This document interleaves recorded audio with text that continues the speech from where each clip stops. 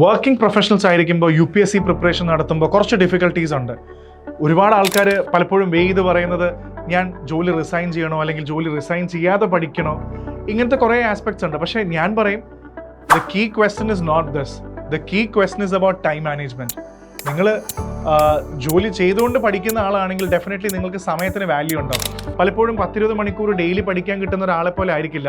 ചിലപ്പോൾ you might be able to squeeze out 3 to 4 hours a day. അതൊരു 6 ദിവസം ചെയ്യുമ്പോൾ 24 മണിക്കൂറും സൺഡേ കുറച്ച് സമയം കൂടെ ചെയ്യുമ്പോൾ 30 hours a week കിട്ടുകയാണെന്ന് പറയുമ്പോൾ അത് വലിയ കാര്യമാണ്. സോ ടൈം മാനേജ്മെൻ്റ് ആണ് വർക്കിംഗ് പ്രൊഫഷണൽ സംബന്ധിച്ചുള്ള ഏറ്റവും ഇമ്പോർട്ടൻറ്റ് കാര്യം. അതിനാണ് IAS ഫാക്ടറിൻ്റെ 2026 batch. It's called ignite. Live classes ആണ് ഈവനിങ് 7 o'clock റെക്കോർഡഡ് അല്ല. റെക്കോർഡ് ചെയ്ത് വെച്ച ക്ലാസ്സുകളല്ല പ്ലേ ചെയ്യുന്നത്, ലൈവ് ക്ലാസ്സുകൾ. ഇൻ കേസ് നിങ്ങൾക്ക് 7 o'clock വർക്ക് ഡിഫിക്കൽട്ടി കാരണം കാണാൻ പറ്റുന്നില്ലെങ്കിൽ ഇമ്മീഡിയറ്റ്ലി IAS ഫാക്ടറിൻ്റെ ആപ്പിൽ ഇഗ്നൈറ്റിൻ്റെ ഫോൾഡറിൽ you can watch all the classes.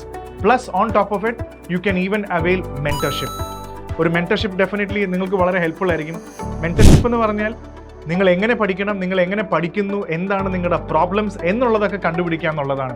So working professional എന്ന രീതിയിൽ ജോലി റിസൈൻ ചെയ്യാതെ തന്നെ പ്രിപ്പയർ ചെയ്യാം, provided you squeeze out the right time for you and the right strategies. That IAS ഫാക്ടറിൻ്റെ ignite is perfectly tailor made for U.